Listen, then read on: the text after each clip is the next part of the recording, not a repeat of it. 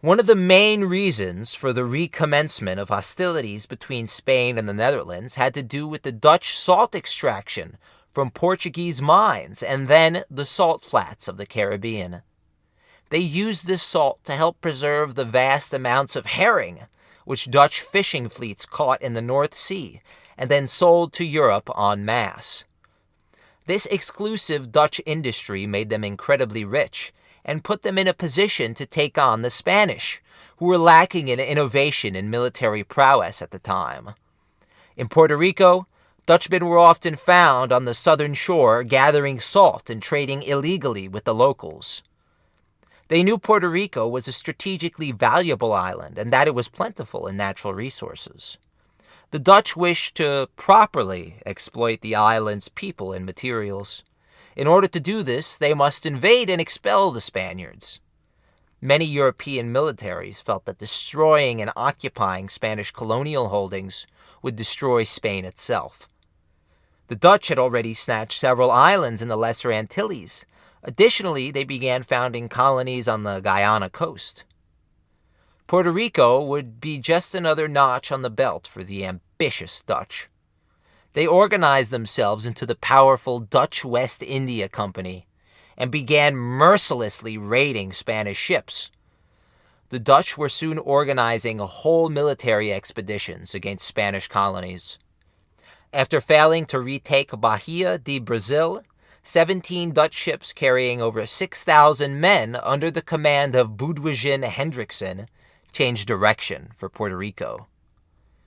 It was September 24th, 1625, when the fleet was first spotted.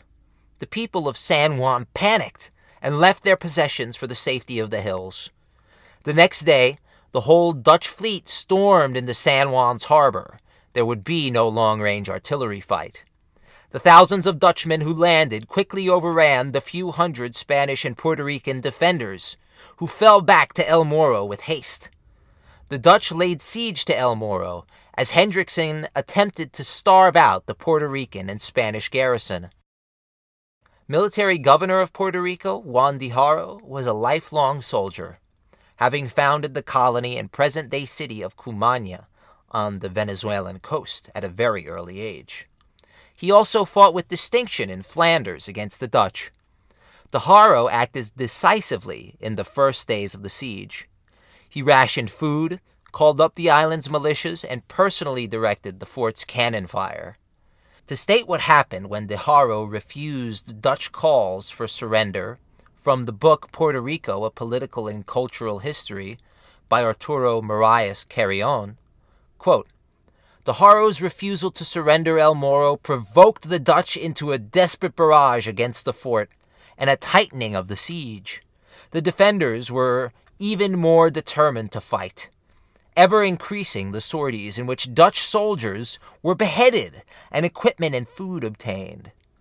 Outstanding among the performances was that of Captain Juan de Azmequita, who on October 5th led a group of 50 men to attack the trenches and slash the throats of more than 60 Dutch soldiers, including a captain and a sergeant major.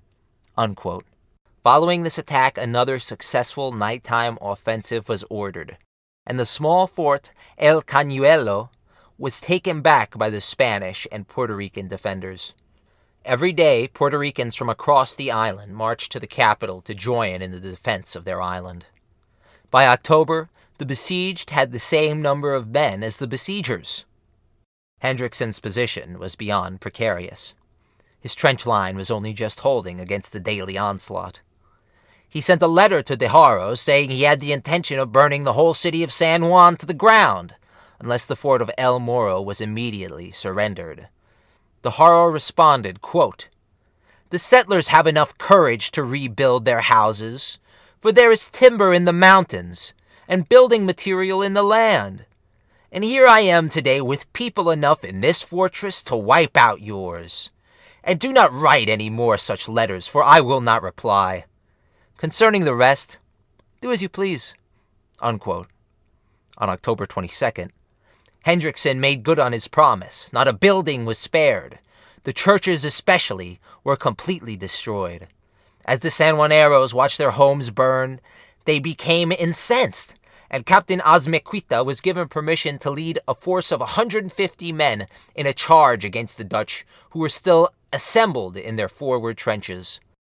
On Azmequita's side were militiamen from all over the island. The Dutch dropped their pikes and muskets and jumped into the Atlantic Ocean, rather than face the vengeful, machete-armed Puerto Rican militias. 200 to 400 Dutch bodies covered the burnt-out city of San Juan. The horror was proved right, and the people rebuilt. After this attack destroyed a massive Dominican library in San Juan, efforts were made to rebuild that as well and reacquire the lost texts. The governors responded to this new devastating attack by petitioning the Spanish crown for the funds to build massive walls around the islet of San Juan. This was approved, and the construction of the walls on the southern and eastern flank of the city began in 1634. They took only 4 years to finish.